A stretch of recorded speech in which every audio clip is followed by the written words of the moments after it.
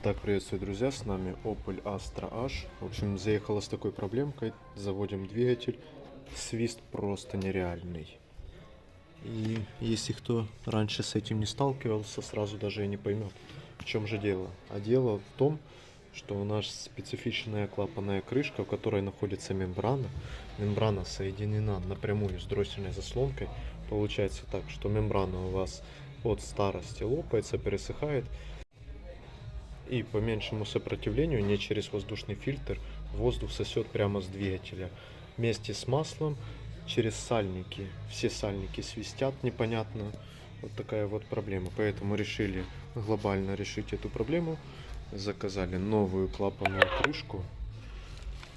Вот здесь, кстати, находится мембрана. Кому интересно, у меня есть именно, не про этот автомобиль, а про похожий, тоже Opel Astra H, про замену мембраны клапанной крышки.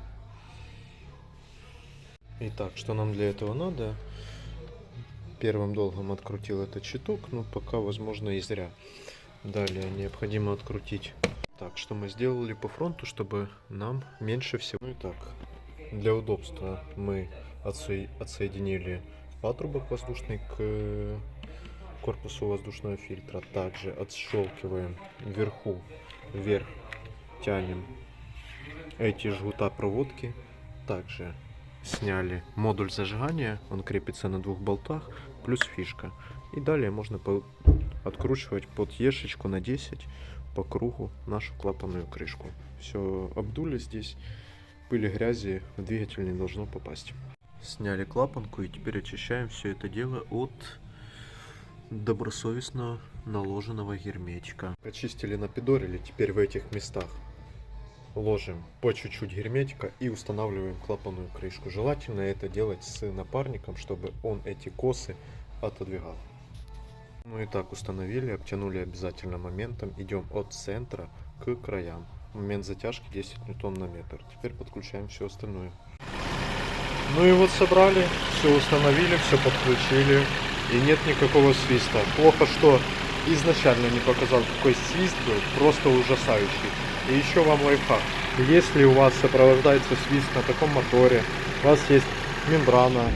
Вот, кстати, вот здесь она устанавливается, эта мембранка. Она рвется. Двигатель из самой заслонки вытягивает из двигателя, получается. И получается у нас то, что ему неоткуда браться, и двигатель через сальники и начинает свистеть.